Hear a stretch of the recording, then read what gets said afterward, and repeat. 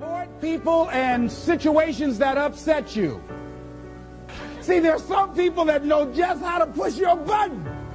They know just what to say. But I'm not going to expend any energy arguing with anybody. Life is too short, ladies and gentlemen, and unpredictable. I don't want to spend my time arguing with anybody, so I avoid situations that will get me upset. I don't argue with people. Draw the line, ladies and gentlemen. There are certain things that we just go through life just taking, and at some point, you just got to draw the line and just say enough is enough. You got to do that with yourself. One negative stroke is 16 times more powerful than a positive stroke. And if you have people around you who are not sensitive to who you are, and the people that can hurt you the most, ladies and gentlemen, are the people that you love. That you love. They're the ones that you're vulnerable to. They're the ones that can get to you. And if they're insensitive, I don't care who they are. See, if you don't draw the line with people, if you just let them run rampant in your life, and you let things happen to you that you don't feel good about, if you continue to allow it to happen, you won't feel good about yourself. Your image of yourself will erode. So you've got to draw the line. Why do people just go to a job where they're miserable, day in and day out? Why do people stay together and they're miserable, sleeping in separate rooms, or arguing, or the only thing they have in common is paying the bills? Don't talk, don't communicate, don't share anything together. Day in and day out, as short and unpredictable that life is, being mean to each other. Why do people do that? Known hells are preferable to strange heavens because it's familiar. See, life is rough, ladies and gentlemen. It's rough and it's scary. It's scary growing. It's scary taking a chance. It's scary acting on your intuition, on your guts. It's scary. It's frightening. There are people that's tolerating things right now, and they're immobilized by fear. They can see the hammer coming, and they're afraid to even move because it's scary. To go against the dominant thinking of your family, friends, and those people you associate with every day is perhaps the most difficult act of courage you will ever perform. See, when you start growing, when you start changing the way you walk, the way you talk, the way you act, the way you respond to things, the way you use your time, when you start saying, no, I can't do that. Why? You're too busy. You don't have the time. No, I have my own agenda. So if people can put you on a guilt trip, they will. And use you and abuse you over and over and over again. You got to draw the line. You have to draw the line on them. Don't go through life feeling like you're powerless. Victims are people that are powerless. You're not powerless. You are powerful. You direct the power in your life. Whatever your life is right now, it is a duplication of your consciousness.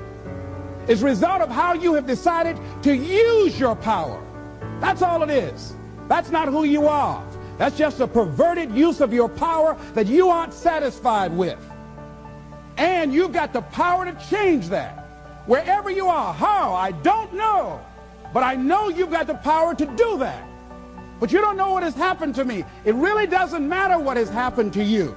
See, the only thing that really matters is what are you going to do about it? That's all that matters. That's all that matters. You can allow it to destroy you, or you can allow it to build you up. We never get to a level where we feel that there's nothing else for us to do, that we've achieved a certain number of goals and we figure that we're through. No. You don't want to stay there and celebrate too long like a lot of people do. They do something they consider outstanding, they go around talking about what they used to do. See, let me tell you, I used to do this and I used to do that. Excuse me, used to be's don't make no honey. What are you doing now? You're still here breathing. That means you've got some more to give. Doesn't matter how old you are, doesn't matter about where you are, doesn't matter about what you have, doesn't matter about what you've done. Life is about growing. It's about being productive. It's about stretching. It's about challenging yourself. So you start looking around and decide, hey, what else do I want to do? What got me here? It's a time for celebration, but also a time for reflection. What got me here? What worked? What did not work? What do I need to do to repeat so that I can get the same kind of results in other areas of my life? If the goal is to improve my health, if the goal is to improve my relationship, if the goal is to improve my income, if the goal is to improve something in society, what is it I need to do? Now, don't get confused with what you do with who you are. Don't trip. Don't go on some type of ego trip about talking about how bad you are. None of us do anything by ourselves.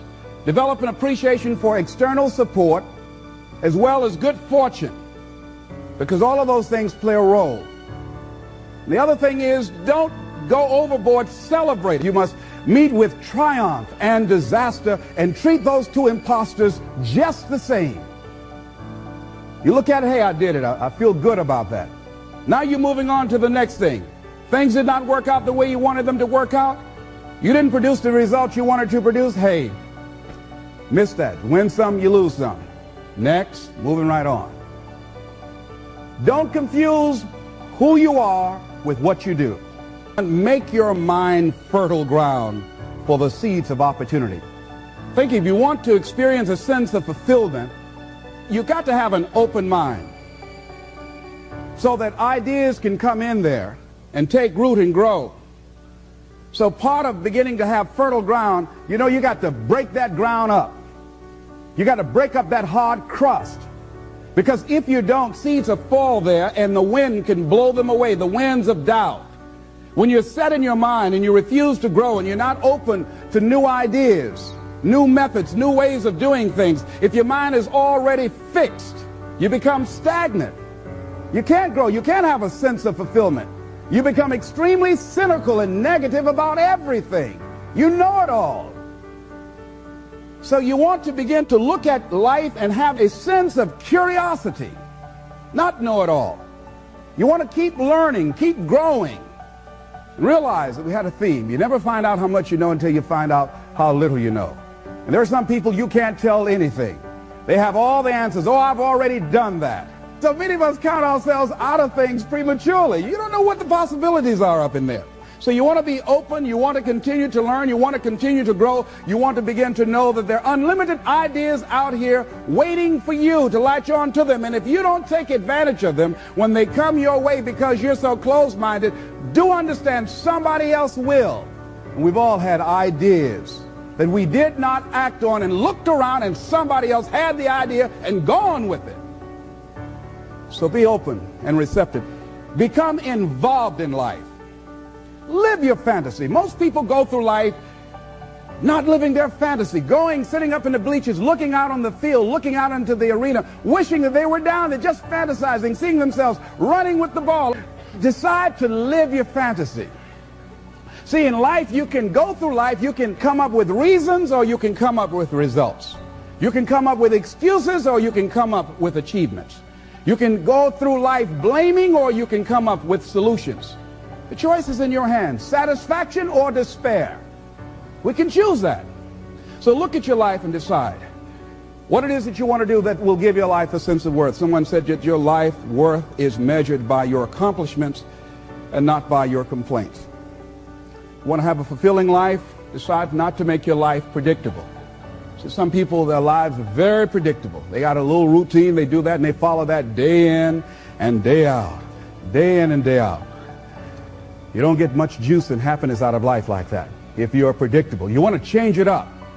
Variety most certainly is the spice of life. Here's something else. Want to create a greater sense of fulfillment? Challenge your fears. Challenge them. Look those fears in the face and take them on. Don't allow them to rule you. Decide that you're going to take some chances. You've got to be willing to risk. If you're not willing to risk, you can't grow in life. Life has no power when you're not willing to risk.